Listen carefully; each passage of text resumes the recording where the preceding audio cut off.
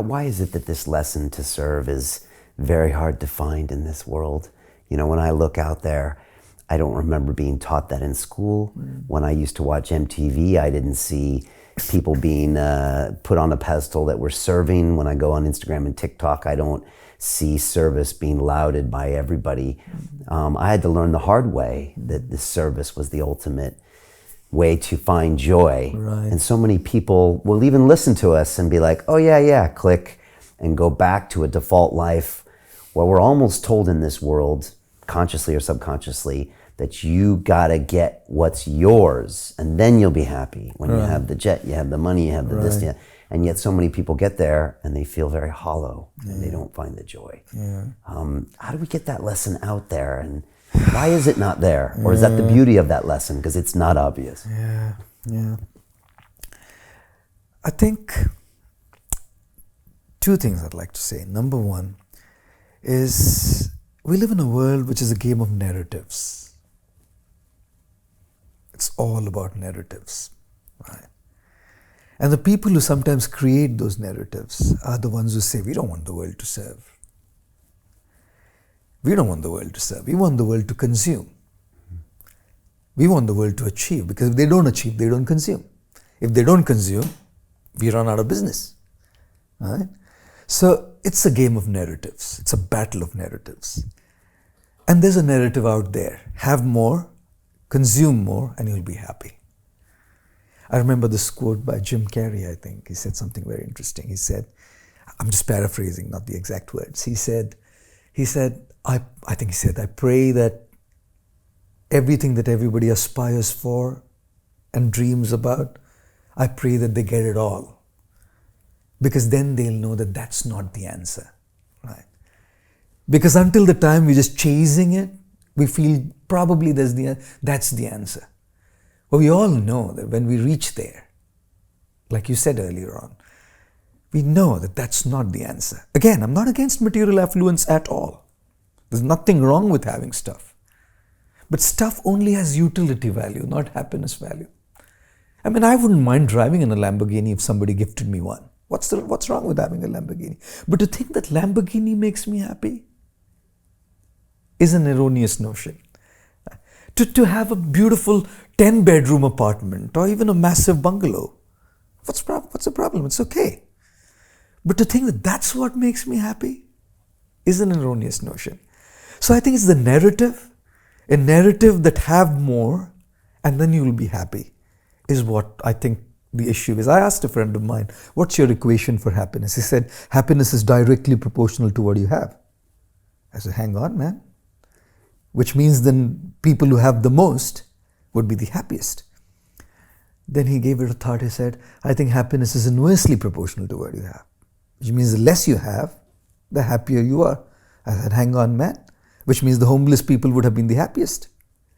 So there are two movements. There's the hedonistic movement, hedonism, materialism, there's minimalism.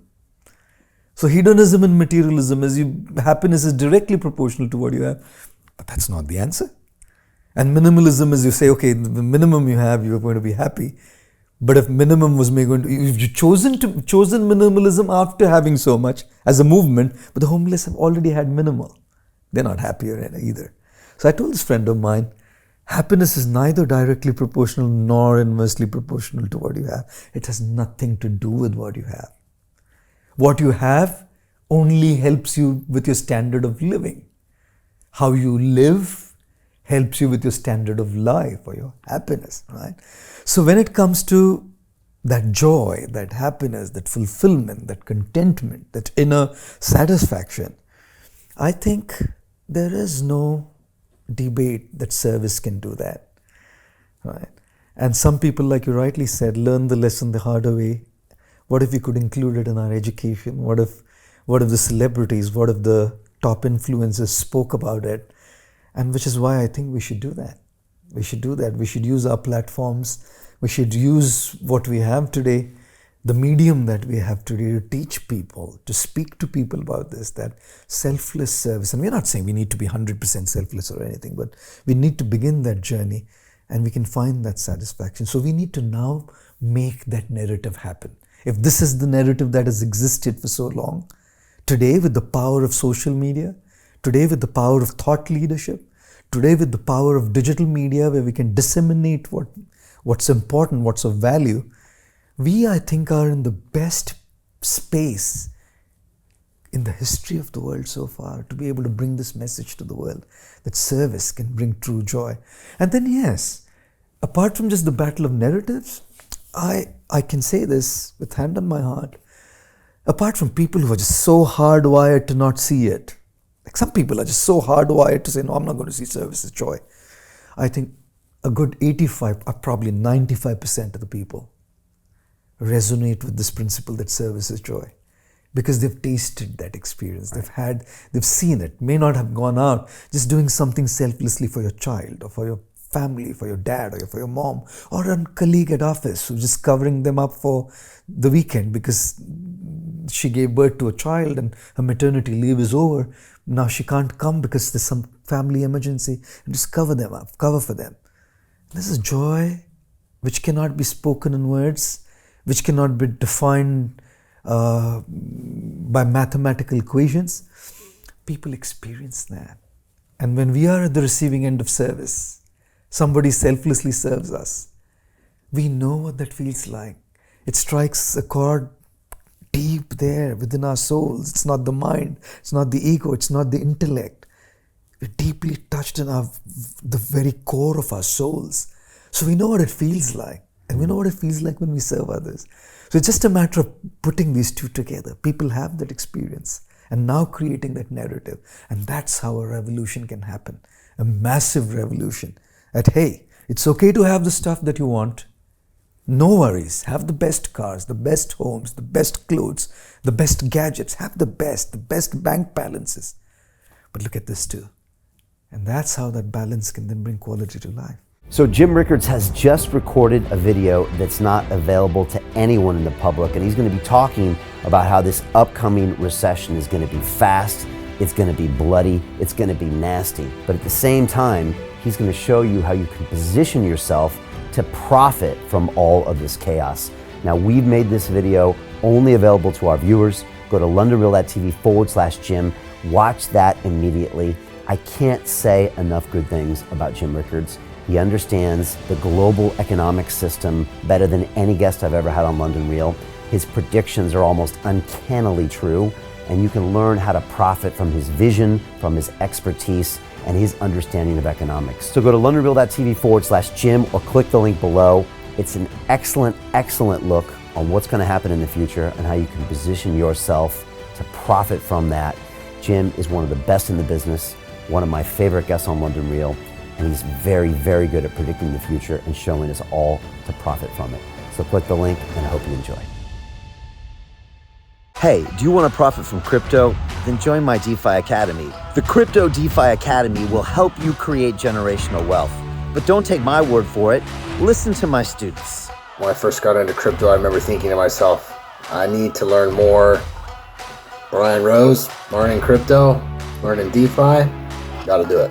I am so grateful that I jumped in and did this. I had to break through some limiting beliefs that I can do this, that I can afford this, that I can be in this. It challenges the things that are deeply rooted within us. Joining DeFi Academy has been one of the best decisions I have made on my blockchain journey. This course was a life changer, a game changer, a huge eye-opener, coming from knowing practically nothing at the speed of the learning over 4 weeks.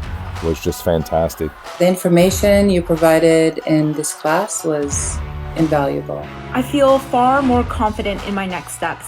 You took complex concepts and made them easier to understand. What's different than so many other ones is it just doesn't tell you what to do. It actually makes you do it. This is for people who are serious about becoming traders. This is the way it should be done. I realized from this learning experience again that it is not about what you learn, but about who you learn it from. The energy was insane. I've never experienced such incredible energy on a live call. Brian Rose, you are a legend, my friend. It's the only thing in the market where you can get all information and learn everything what you need to know. Everything is so clear and so well done, and I am just forever grateful for this program. It made me feel so much more confident about crypto than I did before.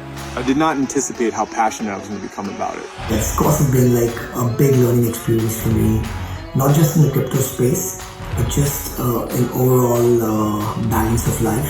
What I've learned is, how to take ownership, of my life in a way that I really hadn't before.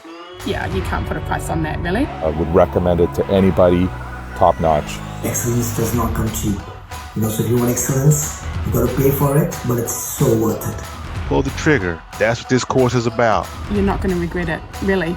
It's amazing. Thank you, Brian and team. So what are you waiting for? Crypto is happening now.